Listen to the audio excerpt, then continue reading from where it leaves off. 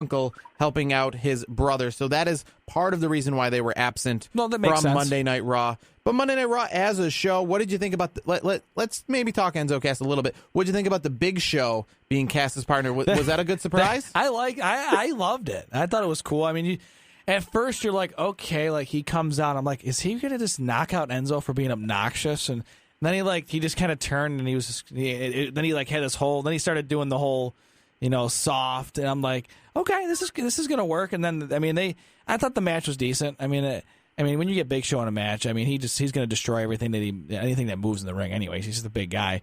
I thought it was good. That was awesome. That was good. Just awesome. But I thought the best part was where, for me, when they get backstage, I don't know if they're planting scenes or just kind of screwing around. It's like, well, what did Big Show say? Big Show, like, did you sneak up and attack me or something? I don't sneak up on anybody. Big Show's like, I'm a giant. I don't sneak up on anybody. I thought that was hilarious. So then it was like, so I'm like, I know we can get to the Twitter question of the week. We'll get to that, in the next segment. I'm curious to see what you guys think about that because I have a very interesting take on it. I'm curious to see what you guys think. Well, let's skip over to our main event on Monday Night Raw, and not so much talk about the match itself, but it looks like some seeds are being planted between Seth Rollins and Bray Wyatt. Bray Wyatt's music hit during Monday Night Raw, threw Seth Rollins off. That's why he actually lost the match. When Raw went off the air, Bray Wyatt actually did physically come down and attack Seth Rollins, so it seems like that's a foregone. So maybe at Great Balls of Fire, we're going to see Seth Rollins versus Bray Wyatt. Is that a match you want to see? Sure, yeah. Absolutely. I would love to see that because I feel like in this Fatal 5-Way, what we've discovered, and maybe it's something that we already knew, is that we've got all these guys that are interchangeable pieces that we could see main event matches. I think Bray Wyatt can almost match up with anyone and make them look good, and Seth Rollins is already good. So we've got this superstar elite matchup. And like I said, the interchangeable combinations between the five are endless. So I am 100% on board, and thank God Finn Balor came out to help our boy Rollins. Yeah, I know. I was disappointed that Finn Balor wasn't on the actual on USA Network's version of the show, not after the show was over. I was kind of hoping Balor was going to be on, but I'm glad you guys got to see him after the show. At least that would have. I mean, if I was there with you guys and I was like, "Where the hell's Balor?" I'm glad at least he made it at the end. So I'm very happy to hear that he was there. I will say that we did learn from Finn Balor's appearance at the end that we're not going to get something that I would have liked to see maybe in the future.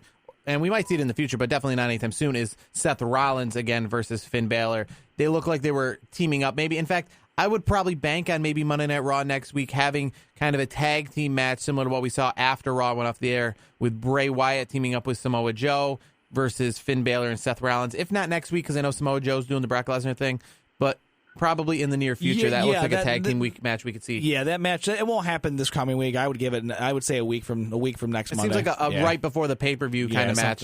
Something. I mean, I know we're jumping the gun, but I'm really looking forward to that, that face-to-face thing we're going to see with Samoa Joe and Brock Lesnar, especially after the Coquina Clutch. So I'm very curious to see how that's going to. I'm sure they'll wait until the end of the night. It'll be on 11 o'clock. So.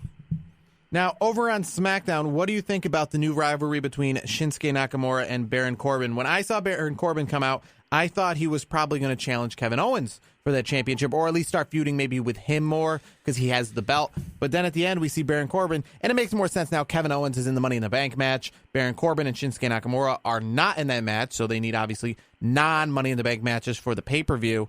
But what do you think about that future match probably at the next pay-per-view, Shinsuke versus Baron? I think, Shinsuke is one of those guys. I put him on the same level as AJ Styles. I think he's one of those guys where he can help, make Baron Corbin. Baron Corbin's very good on his own. Like, he puts on decent matches, but I think this would be one of those, maybe Baron Corbin delivers Shinsuke Nakamura's first loss. Maybe that's one of those highlight moments where people are like, "Ooh, okay, maybe this guy, I think he's going to be a champion sooner rather than later, but maybe that's the moment where maybe people are like, "Okay, this is coming pretty soon," I think. So I could see him defeating Shinsuke in Shinsuke's first actual loss in a WWE ring. I don't know. I don't know if this is the combination I would have picked for Shinsuke, with Baron Corbin's size. I don't really know how that will mesh. I like them individually as superstars, so I'm not sure about this mix. Obviously the WWE, for the most part, knows what they're doing, but I wasn't a big fan of that mesh. As soon as we saw it happen, I'm like, I don't know about this one. Yeah, again, their sizes and their styles kind of contrast, but they both got that dark, non-family friendly kind of characters. I know Shinsuke not so much as Baron Corbin because bad guy versus good guy, but they both have that kind of character that's not the New Day, that's not, the poppy kid friendly character, I guess is the best way to say it. More of an edge, more of a darkness. So I think it could be very interesting to see this match, and I don't normally like the contrast of styles like this, but I'm kind of interesting because I know Shinsuke's got some moves that could definitely counter the taller competitor. It's not going to be as good a match, maybe as technical as Kevin Owens versus Shinsuke or Shinsuke versus AJ Styles, but you're not going to get that every month. You need to have some different feuds. I think I'm more interested in this match than the match versus Dolph Ziggler he had at the last pay-per-view. Yeah, I agree. I'm with you on that. We'll see. I mean, I do like the contrast of styles. I think, Shinsuke's got his MMA background a little bit, and Baron Corbin's more of a bruiser, honestly. I'm curious to see how that's going to work, but you heard it here first. I think Baron Corbin's going to cause Shinsuke Nakamura's first loss. Well, that is going to end it for our first segment of the podcast. When we return, the 3 questions we've been pondering, including that, more with Enzo and Cass, as well as the tweet of the week. And watch this coming up as you are listening to the Heel to the Face podcast on Sports War Radio, Rat Pack Radio, and now on iTunes. The New York Jets are rising and are ready to compete in the AFC. Boy Green and Ty Butler will give you everything you need to know about the Jets every Wednesday at 8 p.m. Eastern. From reviewing the previous game and looking ahead to the next matchup, to all of the news and 4 downs, the Jet Zone has everything. Follow @BoyGreen25 and @TyDButler on Twitter. Proud member of Sports War Radio. Let the battle begin.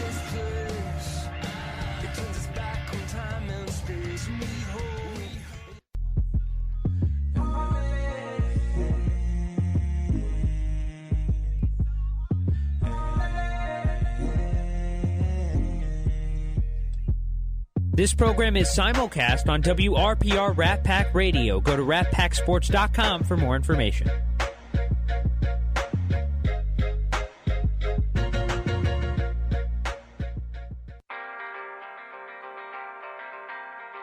Do you want to stay up to date on the latest sports news? Come check out After the Whistle from 4 to 5 p.m. every Friday night. We talk about the NHL, we talk about the NFL, we talk about the MLB. You name it, we got it. Tune in on Sports War Radio.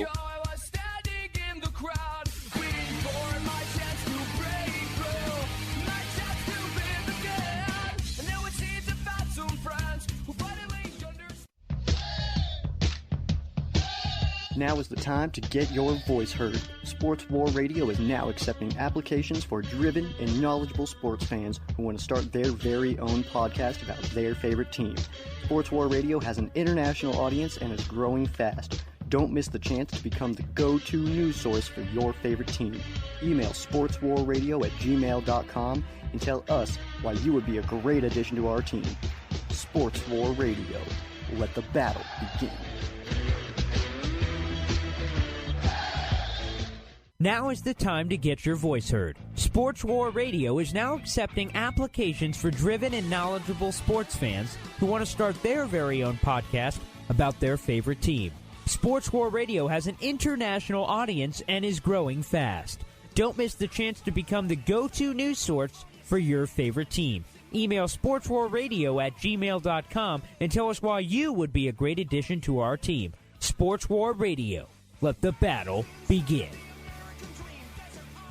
Let's get back to the action. This is the Heel to the Face podcast on Sports War Radio.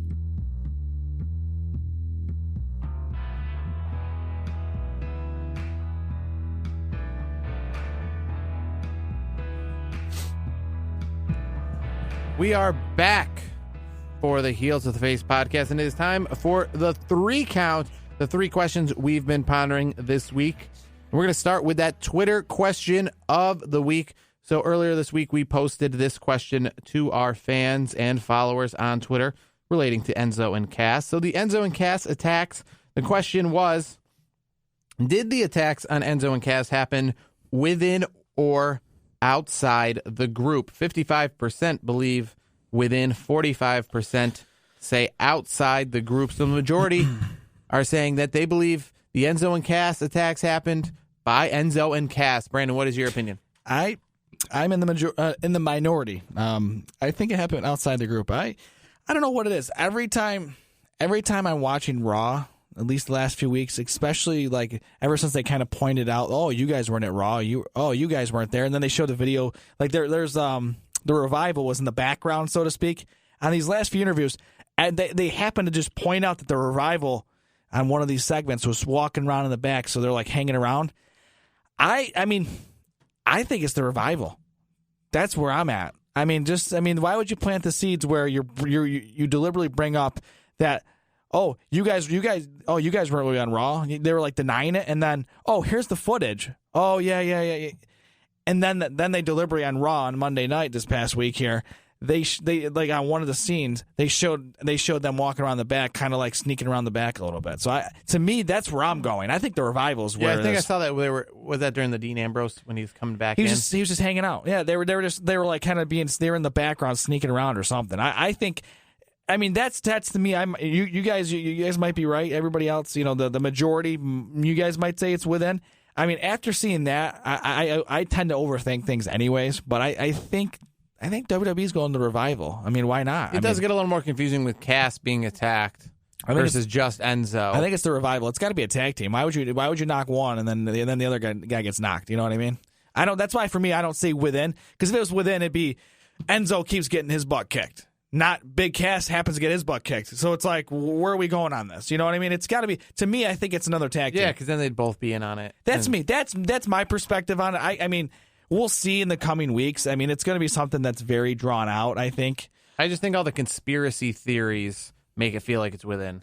The whole you all of a sudden, Enzo all of a sudden can easily find a new partner. Like he planned this, Yeah, that part, I totally understand that. To me, it's like, okay, Enzo gets beat up, and then the next week, Big Cass gets beat up. To me, it's like, if it was within, what are they, beating each other up? You know what I mean? Yeah. That to me, that's where I'm at. I feel it's, if I had to pick the culprits, I think it's the Revival. That's just me. So moving on to question number 2. This past week on Monday Night Raw and SmackDown, before the shows went on the air backstage, WWE met with all staff, most importantly the superstars, about cybersecurity and exactly how to not be a victim of one of the next leaks. We obviously saw the Paige leak. We saw the Charlotte leak.